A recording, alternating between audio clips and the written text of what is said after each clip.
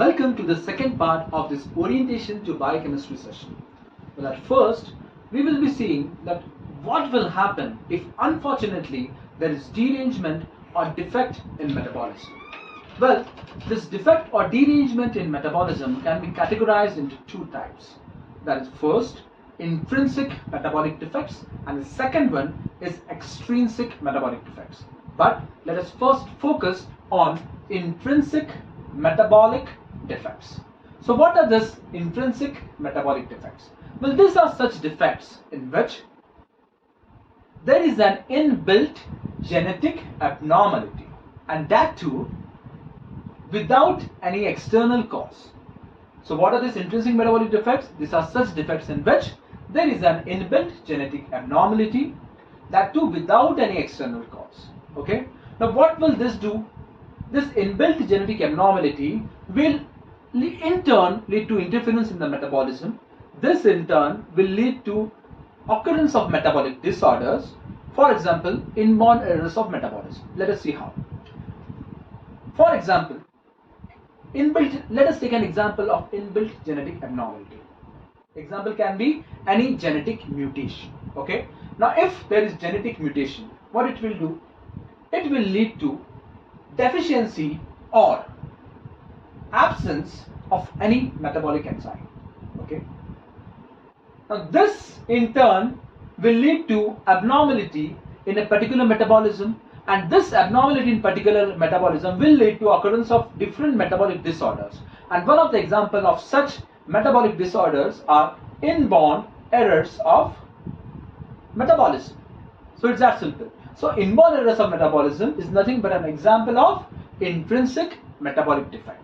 I hope it's clear. Now let's move towards the second scenario, which has to do with bahar wala effect. Kaun sa effect? Bahar wala effect. Let's see how. Alright. So these are extrinsic metabolic defects. Now these are such defects in which there is no inbuilt genetic abnormality, or the abnormality is not inbuilt in the metabolic pathway, but still metabolism is hampered. The metabolism is interfered. So why this metabolism is getting hampered if there is no inbuilt genetic abnormality? This is because of the presence of some, or this is because of interference by some of the external factors. The name itself justifies extrinsic for external factors. Now what these external factors will do? These external factors will lead to an abnormality in a particular metabolism.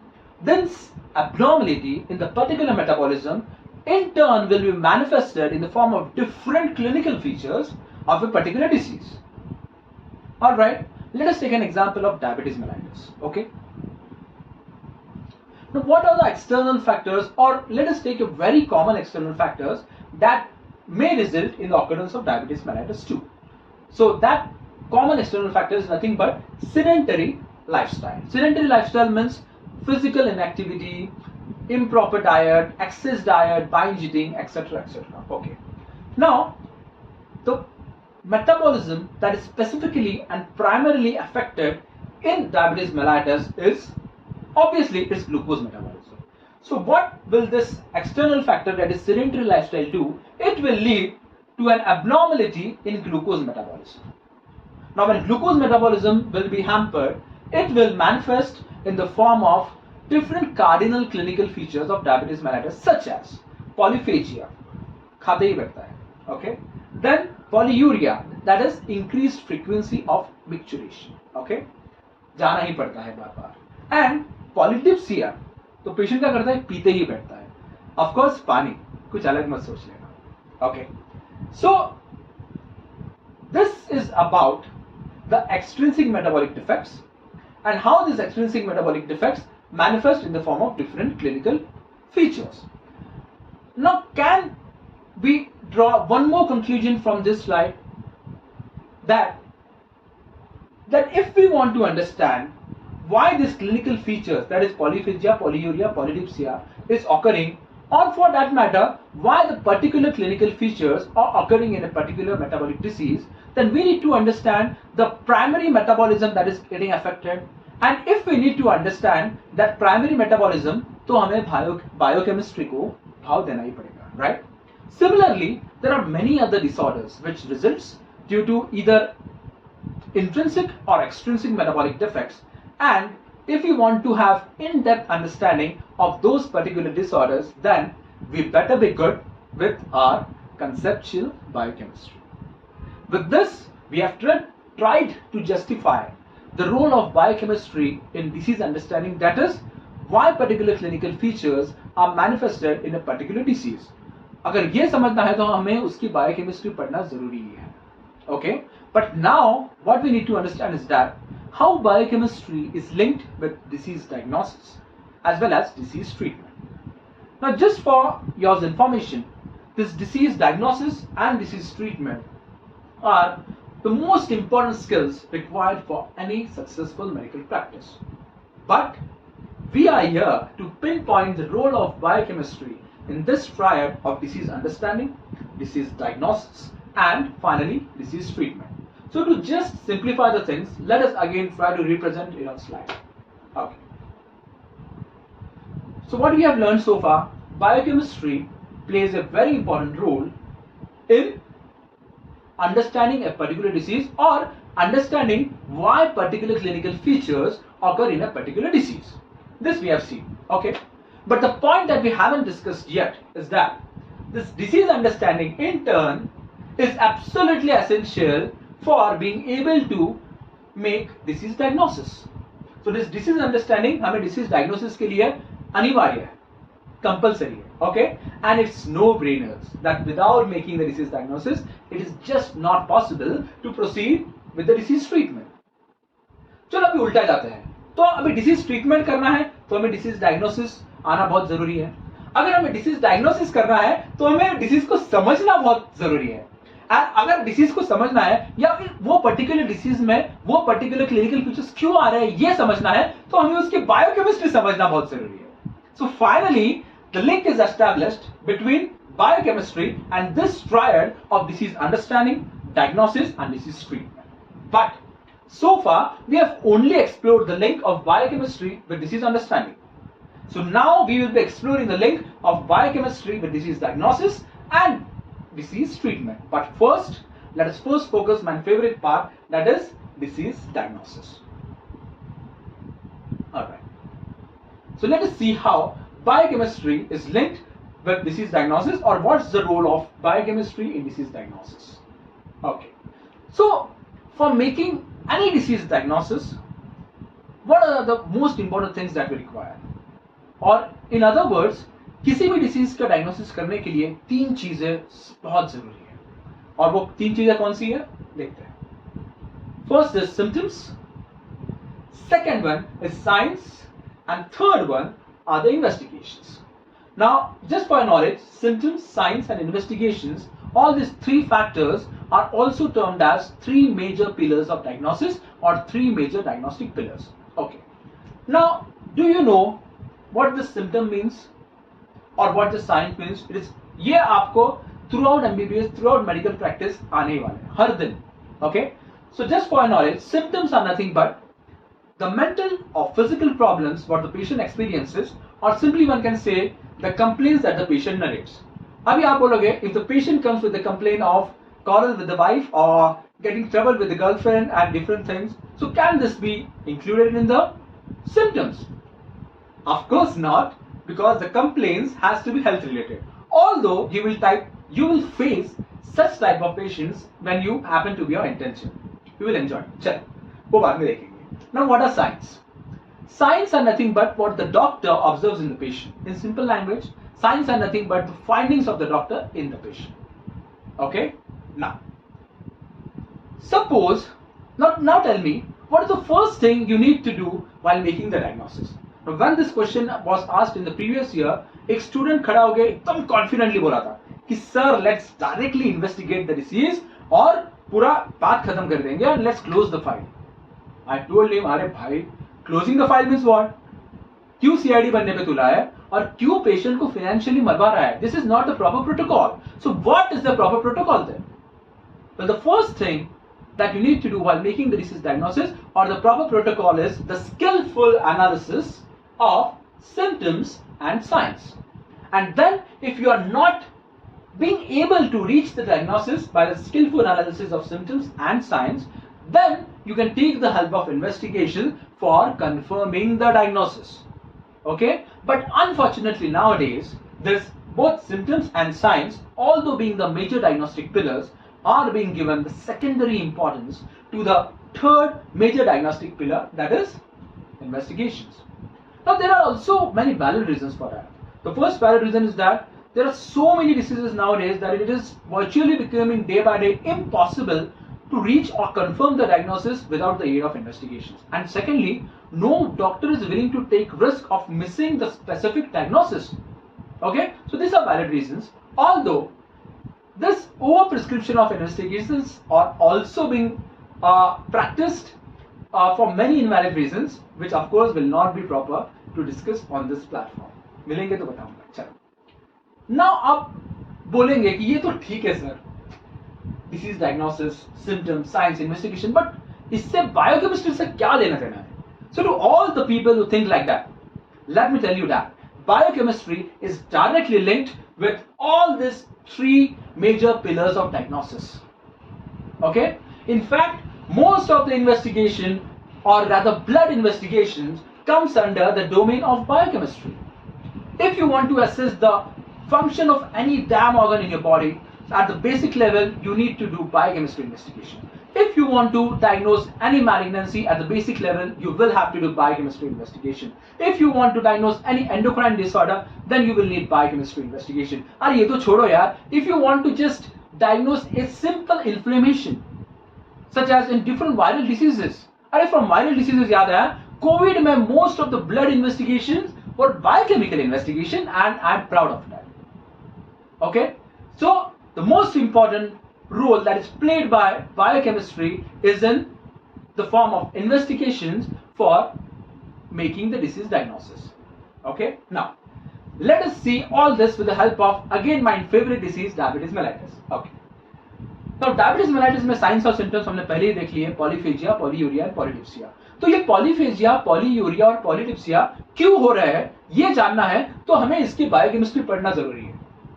Okay, now let's see what's the role of biochemistry in diagnosis of diabetes mellitus. Well, for making diagnosis of diabetes mellitus, we need to do a simple investigation called as blood glucose investigation. And this blood glucose investigation is again one of the most commonly done investigation of biochemistry. Okay, in fact, even if you become surgeon and you want to pose the patient for surgery, then you will not be able to pose the patient for surgery unless his or her biochemical investigations are normal or within the permissible limits for surgery. Alright, now the last thing that we need to discuss is the role of biochemistry in treatment. So let us specify the role. The specific role of biochemistry in treatment will be in the monitoring of the treatment. Let's see how. Suppose किसी बंदे को diabetes mellitus diagnose हो गया, doctor ने treatment शुरू कर दी. Now एक महीने बाद फिर से फॉलोअप को बुलाया. Now the doctor wants to see कि जो ट्रीटमेंट शुरू की गई थी उस ट्रीटमेंट का वो पर्टिकुलर बंदे पे इफेक्ट हो रहा है कि नहीं, या ट्रीटमेंट सक्सेसफुली हो रहा है कि नहीं. So how this assessment would be done और how the effect of the treatment can be assessed. Well, the effect of the treatment can be assessed by again reinvestigating the blood glucose levels in the same patient. Now, if the blood glucose levels are in the normal range or little bit on the lower side of the previous levels, हम ऐसा कह सकते हैं कि भाई treatment का effect हो रहा है patient में. But if blood glucose levels or there is no change in the blood glucose levels or the blood glucose levels are on the higher side only, then we can say that the treatment is not being effective. So, what exactly the investigations are playing the role in the treatment? Yes, tell me. So they are playing the role of monitoring the treatment, and in the form of investigation, our very own biochemistry is also playing the role of monitoring in the treatment.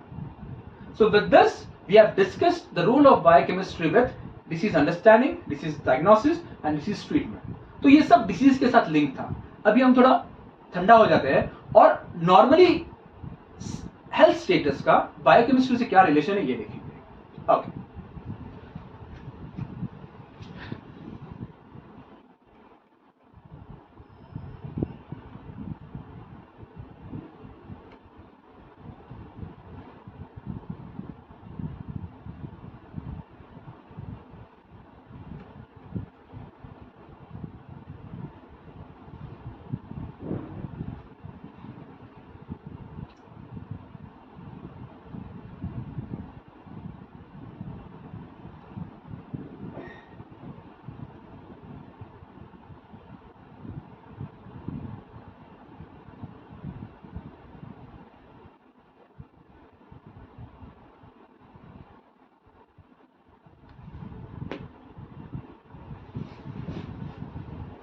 So now let us see what's the role of biochemistry in normal health.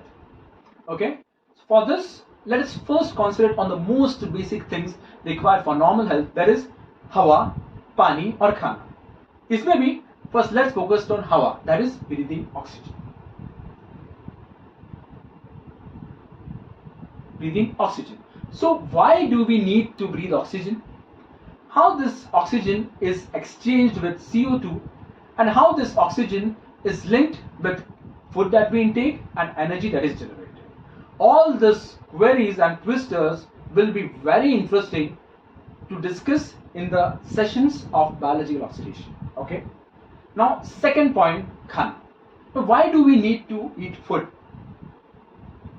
and how it is advantageous to us? I think I've tried my best to explain this, of course with the help of my best friend Mr. Nathulal in the first session. Okay. Now second is water. Now if there is for some reasons inadequate intake of water or for some reasons there is excess loss of body water, then the after effects will be because of different electrolyte derangements. Okay, and this different electrolyte derangements would be independently discussed in water and electrolyte chapter. Alright. Now there is one more concept that goes hand in hand with water balance, and that is called as acid-base regulation. Now this concept becomes really important in emergency ICU setup cases where most of the patients are suffering from acidosis and alkalosis. And believe me, if you are not having your biochemical concepts clear, then it is highly impossible to reach the diagnosis in such emergency and severe cases, and ultimately you will have to lose the patient. So you better be good with your biochemical concepts, at least in ICU setups. Alright. Then next is the factor that is in supreme demand nowadays, especially in this COVID era, and people are paying anything to achieve it.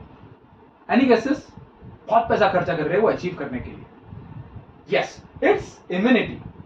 So this concept of immunity you will be learning throughout the MBBS, but the base will be built in biochemistry first year itself. Alright, now let's have three wonder biomolecules, that is hormones, prostaglandins and connective tissue proteins like collagen. Now all these hormones, prostaglandins and collagen are inevitable for normal health stages, but how, that will be unveiled in those respective sessions. Okay, and finally there are two still missing factors that are having humongous impact on a normal health. What is that? Can anyone guess it? Yes, it's environment and nutrition. Okay, and how these are playing the role in maintaining the normal health status, that will be worth discussing in nutrition sessions and of course environmental biochemistry sessions. Alright, with this we have, so this is it. Whatever we have discussed in two sessions is in front of you. और बस इतना ही पढ़ना है biochemistry में. अभी आप बोलोगे कि सर जी ये 5 या 6 स्लाइड में बायोकेमिस्ट्री खत्म हो जा रही है, ये तो हम 5 या 6 दिन में ही कर लेंगे.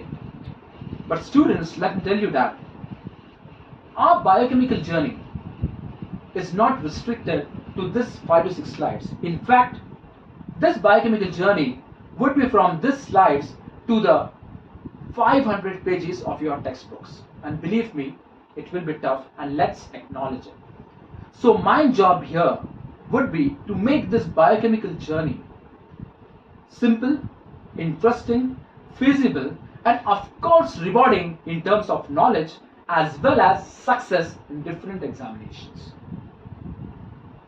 With this is Dr. Raviraj signing off for now, only to see you in our next session of cellular biology. Till then, bye bye, take care and do stay safe. Thank you.